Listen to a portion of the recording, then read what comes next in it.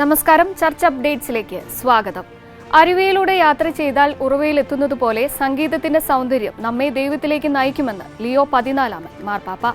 Castle ഗാൻഡോൾഫോയിലെ Borgo ലൗദാത്തോസി ഉദ്യാനത്തിൽ സമാധാനത്തിന്റെ ഗീതം എന്ന പ്രാർത്ഥനാ സംഗമത്തിൽ സംസാരിക്കുകയായിരുന്നു പാപ്പ. പ്രശസ്ത ഗായകൻ ആന്ത്രയോ ബോച്ചെല്ലി, വിശുദ്ധനാട് ഉഗാണ്ട, ഇറ്റലി എന്നിവിടങ്ങളിൽ നിന്നുള്ള കുട്ടികളുടെ ഗായക സംഘമായ ABF വോയിസ് എന്നിവയ്ക്കൊപ്പമാണ് മാർപ്പാപ്പ പ്രാർത്ഥനാ സംഗമത്തിൽ പങ്കുചേർന്നത്. യുദ്ധവും ദാരിദ്ര്യവും ദുരിതങ്ങളും നിറഞ്ഞ സാഹചര്യത്തിൽ നിന്ന് വന്ന് സംഗീതത്താൽ ഒന്നിച്ച 164 കുട്ടികളും യുവാക്കളുമാണ് ഗായക സംഘത്തിൽ ഉണ്ടായിരുന്നത്. വ്യത്യസ്ത ശബ്ദങ്ങളെ ഒറ്റ ഐക്യത്തിലേക്ക് കൊണ്ടുവരാൻ സംഗീതത്തിന് കഴിയുമെന്ന് അവരുടെ പ്രകടനം തെളിയിച്ചതായി പാപ്പ പറഞ്ഞു. നൈജീരിയയിലെ ക്രിസ്ത്യൻ ഗ്രാമത്തിൽ നടന്ന ആക്രമണത്തിൽ 30 പേർ കൊല്ലപ്പെട്ട സംഭവത്തിൽ സർക്കാരിനോട് നടപടിയെടുക്കണമെന്നാവശ്യപ്പെട്ട് ക്രൈസ്തവ നേതാക്കൾ.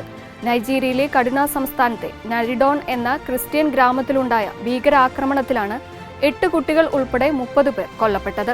സംഭവത്തെ തുടർന്ന് ദുർബല സമൂഹങ്ങളെ സംരക്ഷിക്കാൻ അടിയന്തര നടപടി സ്വീകരിക്കണമെന്ന് ക്രൈസ്തവ നേതാക്കൾ സർക്കാരിനോട് അഭ്യർത്ഥിച്ചു. എല്ലാ മാസവും തങ്ങളുടെ ആളുകളെ അടക്കം ചെയ്യേണ്ട അവസ്ഥയാണെന്നും ക്രിസ്ത്യൻ സമൂഹങ്ങൾ തുടച്ചു നീക്കപ്പെടുന്നത് തടയാൻ നൈജീരിയൻ പ്രസിഡന്റും കടുന ഗവർണറും അടിയന്തര നടപടി സ്വീകരിക്കണമെന്നും കൗൺസിലർ സ്റ്റീഫൻ ഹാജറ ആവശ്യപ്പെട്ടു. ഫ്രാൻസിൽ കാട്ടുതീ തുടർന്ന സാഹചര്യത്തിൽ വിശ്വാസികളോട് കുടിയിറക്കപ്പെട്ടവരെ സ്വാഗതം ചെയ്യാൻ അഭ്യർത്ഥിച്ച് ഫ്രഞ്ച് ബിഷപ്പുമാർ. ഇതുവരെ 2,20,000-ലധികം ആളുകളാണ് വീടുകളിൽ നിന്ന് പലായനം ചെയ്യാൻ നിർബന്ധിതരായത്. ദുരിതബാധിതർക്ക് ആശ്രയം നൽകുന്നതിനായി ഇടവകകൾ തുറന്നു നൽകാൻ ബിഷപ്പുമാർ നിർദ്ദേശിച്ചു.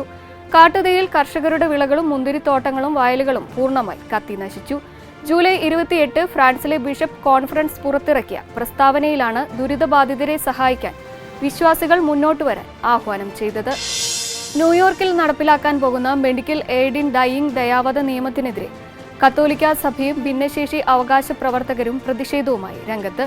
ഞങ്ങൾക്ക് വേണ്ടത് പരിചരണമാണ്, ആത്മഹത്യയല്ല എന്നെഴുതിയ പ്ലക്കാർഡുമായി ഐക്യരാഷ്ട്രസഭയ്ക്ക് മുന്നിൽ സംഘടനകൾ പ്രതിഷേധ സമരം സംഘടിപ്പിച്ചു. ഫെബ്രുവരിയിൽ ഗവർണർ കാത്തി ഹോച്ചിൽ ഒപ്പുവെച്ച നിയമപ്രകാരം മാറാരോഗമുള്ളവർക്ക് ജീവനെടുക്കാനുള്ള മരുന്നുകൾക്ക് നിർദ്ദേശിക്കാൻ സാധിക്കുമെന്ന നിയമത്തിനെതിരെ ഭിന്നശേഷി സംഘടനകളും രോഗികളും ചേർന്ന് US ഫെഡറൽ കോടതിയിൽ ഹർജി സമർപ്പിച്ചിട്ടുണ്ട്.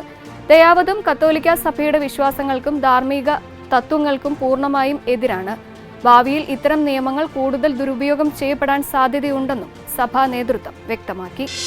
ഫാദർ ഡാനിയൽ പൂവണ്ണത്തിൽ നയിക്കുന്ന എന്റെ ഓർമ്മയ്ക്കായി എന്ന 40 ദിവസത്തെ ദിവ്യകാരുണ്യ പ്രതിഷ്ഠാ ശുശ്രൂഷയ്ക്ക് നാളെ തുടക്കമാകുന്നു. നിരാശയുടെ ഇരുട്ടിൽ കഴിയുന്നവർക്ക് പ്രത്യാശയുടെ വെളിച്ചമേകാൻ ലക്ഷ്യമിട്ടുള്ളതാണ് ഈ പ്രാർത്ഥനാ ശുശ്രൂഷ. പ്രാർത്ഥനാ ശുശ്രൂഷകൾ ഗുഡ്നസ് TV യൂട്യൂബ് ചാനൽ വഴി നാളെ രാവിലെ 5 മണിക്ക് പ്രക്ഷേപണം ചെയ്യുന്നതാണ്. കൂടാതെ ഗുഡ്നസ് TVയിൽ രാവിലെ 4 മണിക്കും 7 മണിക്കും ഉച്ചയ്ക്ക് 12:30-നും വൈകുന്നേരം 7 മണിക്കും ഗുഡ്നസ് ന്യൂസ് യൂട്യൂബ് ചാനലിൽ ദിവസവും രാവിലെ 7 മണിക്കും പ്രക്ഷേപണം ചെയ്യുന്നതാണ്. ഇതോടെ ചർച്ച് അപ്ഡേറ്റ്സ് പൂർണ്ണമാകുന്നു. നന്ദി.